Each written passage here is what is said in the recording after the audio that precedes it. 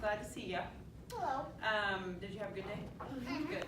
So we're going to talk a little bit. Remember last week, instead of talking about like physical activity and exercise and rest and what you can do to, are you listening to me, Colton? Are you building towers with your cookies? Make sure you're focused on this person. Okay, so what did we talk about last week along with reading? Was it PE? What was it, Caden? Music. Yes, music. Remember these instruments over here that I brought? Remember this one? Be ready. Max knows these. He's, these are his daddy's. Woo, remember that one? Remember this one? Okay, so we incorporated some music into our lesson. But we're going to do the same thing this week. So first we will start off with our read aloud, okay? Before I read that to you, let's go over some vocabulary words. Who can tell me what this word says? Yes, Colton. Gig. Say it one more time. Gig. Gig. Say gig 3 times. Gig, Gig, gig. gig. Any idea what gig might mean? Yes, Caden. Like you go frog digging? That's a good guess. You know what I realized is my definitions are on my phone that my son is holding to video us. But good thing my husband is a musician and I was too, so I can tell you what gig means. It kind of means a performance. You go out and work and you give a little performance. So a gig is a kind of like a professional music performance. I guess it doesn't have to be professional. For instance, my husband might have gone with his band to a big fancy wedding and been the band that played the wedding music. And that he would say, I can't be home tonight, I have a gig. He'd have to go work that gig, okay? Say it again. Gig. Okay, who knows what? Scat. Scat. What do you think scat means? Let's hear from you. Scare? Scare, that's a good idea. I appreciate the effort. Like if someone's scared you, you scat away. There are actually a couple definitions to this word, and that's a good point. I could say, I don't know if you guys played this game in music class with Mrs. Ryan. It might have just been the kindergartners, but she had this game where she said, scat, little cat, so like get away. But scat, in terms of music in our book, Cool Daddy Rat, is a style of singing. And I'm going to show you an example of that, okay? Let me pull up that example. So, give me a sec to get this pulled up. Control. Max, you can pause that maybe for a minute while I try and figure this out if you want, or just keep it going. Just an example of scat singing. It's a type of singing. Colton, would you mind going to turn off the light, please? So this woman is named Ella Fitzgerald. She's one of the best scat singers in history. She's, let me get this turned on. There we go. Now, listen to this and tell me what you think about it. We're not going to watch a lot. But let's get through the 2 seconds.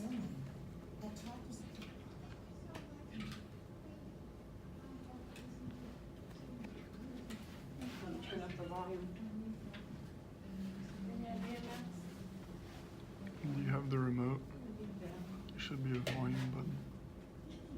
So we like to just do a little encounter.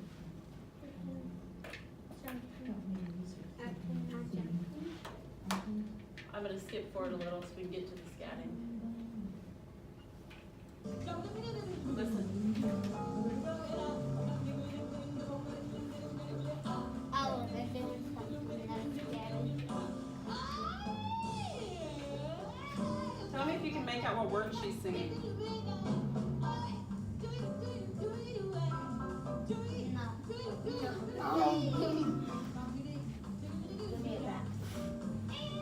Do you see our word? Scat. Look here, Gage and Caden. Can you take the hat off and put it under the chair? Scat singing right there, okay? All right, there's our example. Same song. So let's you something about scat singing. When people scat sing, they're not really saying words. It's exactly what it sounded like. It's like, it's not real words. That's scat singing. So our next vocabulary word is, German. there's that one. Oh, there's that one. We will put these on the word wall. Bass. Aha! It's not bass. Are you a fisherman?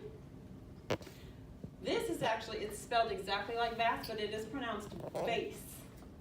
And it is a type of instrument. And there's a picture of it right here on the front of our book. Oh. Yes, sir?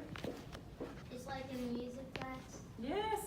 This is called an upright bass. So do any of you like any particular bands? I asked you this last time and none of you seem to be music lovers.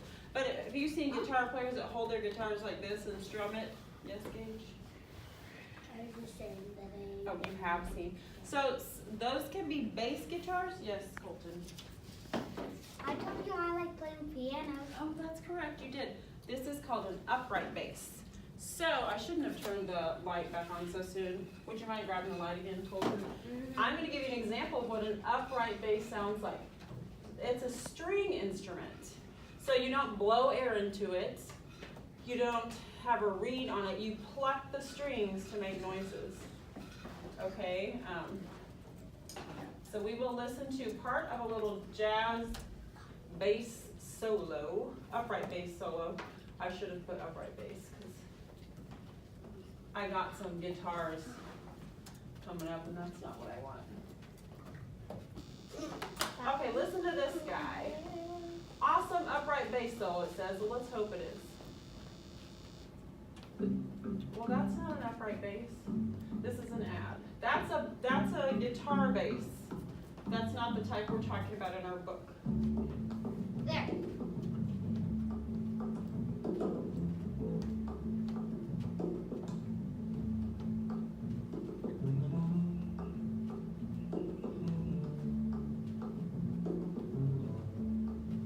What do you think? You like it? Is the sound high or is it low? High. You think that's high? Low. I feel like it's kind of low. But, you know, it's open to interpretation, but you know what is a clue about this? The word bass means kind of low. So, and treble means high. So, bass is a lower sound. So if you're listening to radio in the car and you hear the lower sounds in the song, can you get the lights, please, Kaden? Or Gage, that'd be great.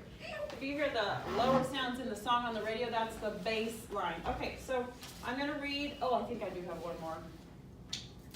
Mine. Mime, that's right. Who knows? See this word? Let's say it 3 times.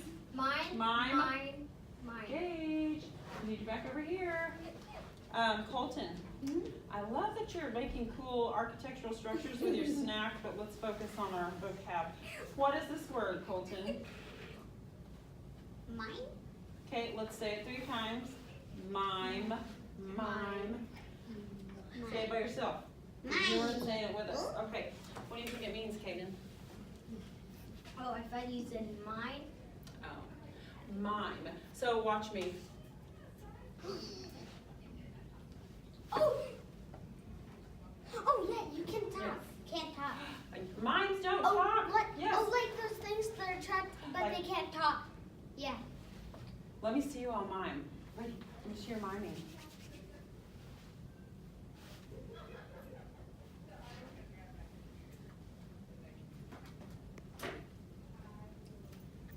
Good miming. That's it. Mimes are performers that make no noise. No noise. Okay, so we will write our words up, or I'll stick them on our wall later. I'm going to read this book to you, and you don't have to film all this because they don't want to hear me read an entire book. Okay, yes, sir, before we get started. We're going to buddy read with this later. So I'm going to need you to finish that snack or put it aside because I need you focusing on what we're doing in class, please. So are you going to choose to finish it or put it aside for later?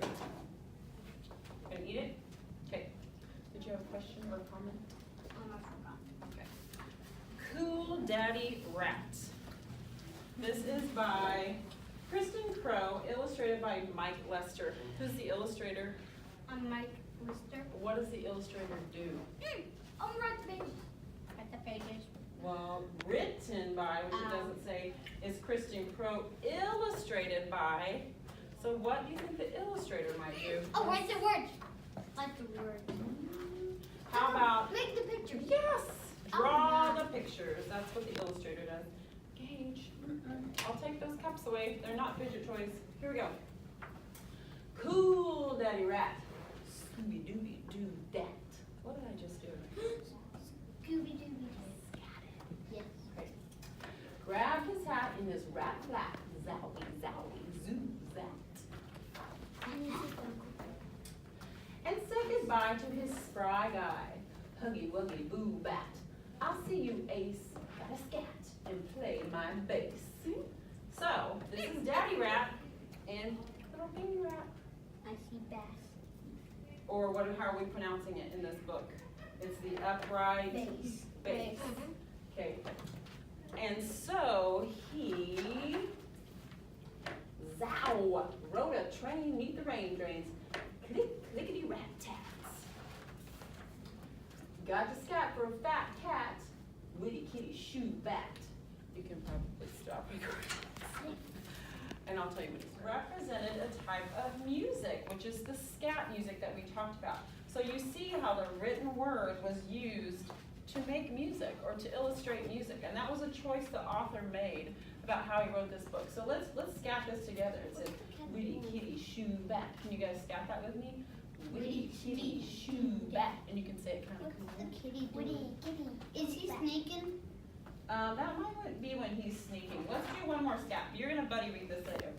Hippy zippy zee zap. Let's do it. Hippy zippy zee zap. So you can kind of have fun with it. All right. So we talked about how music was incorporated in this book, and we talked about scat singing, and you learned what an upright bass was. I'm kind of changing order so we can. My son has to leave, but who has read this book? Oh yeah. Where the Wild Things Are.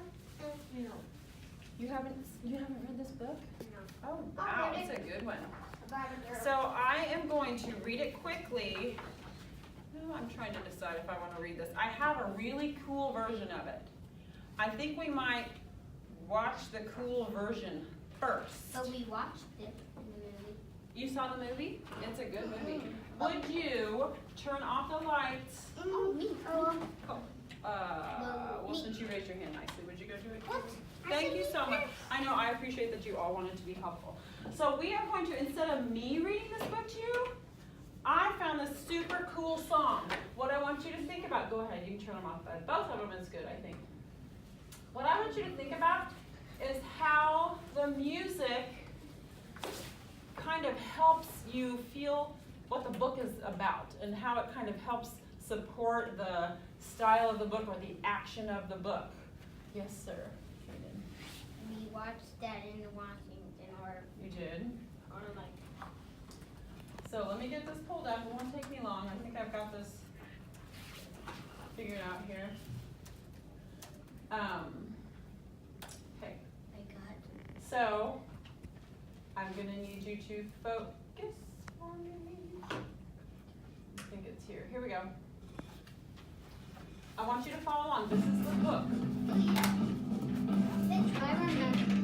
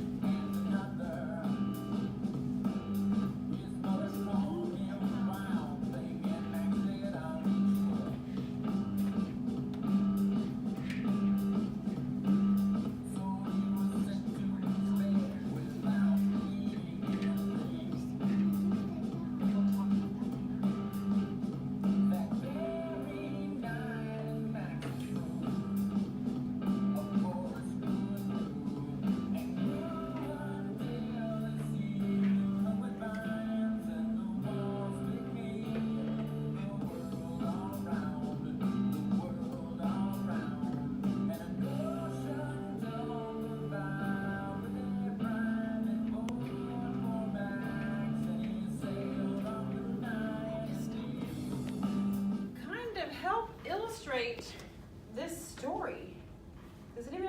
ideas? Like, what did the music? Did it sound like monsters? Let me find a good picture of our monsters. So it sounded like monsters, you think? So did it sound really light and fluffy like this, or did it sound like monsters? Monsters. So do you see how they did a really good job of making that music kind of fit into the style of the book? And you know what, one part I really liked was when they were hanging like this on the tree, how the music kind of represented that they were hanging out. Can you think of any other ways the music helped you to, it just kind of helped support the style of this book? What did the music make you feel? Do you have any thoughts? Did it make you feel happy or sad or Gage? Let me express this. Are you gonna express what you're in mind? And then it feel monstrous. Yes, that's awesome. I love it because it did. It had this sound to it. Did you guys? You know what?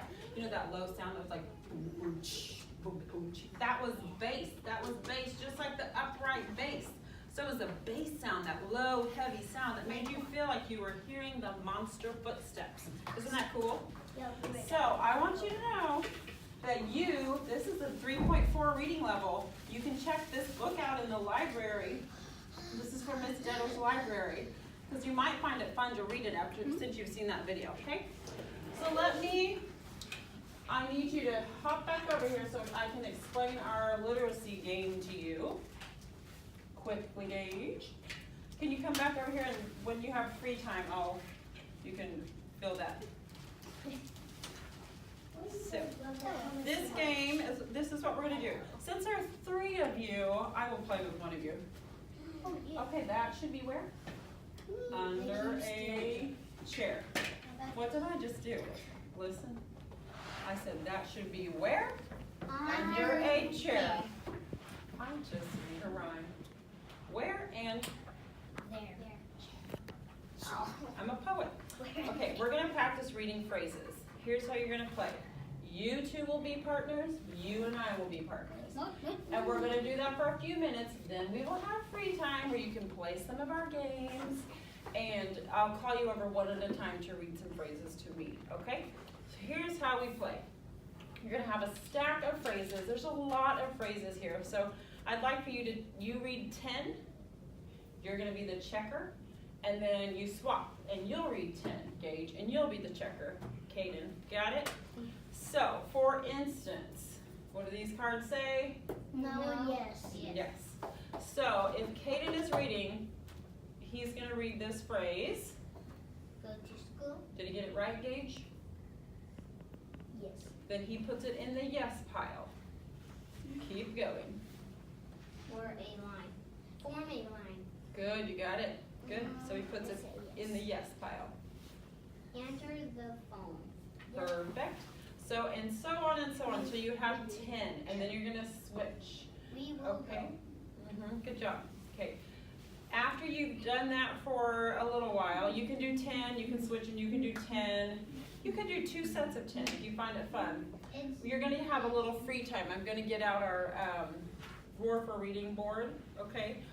And as you're playing with each other and different phonics games or fluency games on our board, like I said, I will call you one at a time.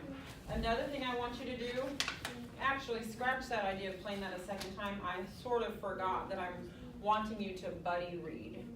So I'm changing up plans, gotta listen. I'm switching up plans, eyes on me. I forgot about our buddy reading.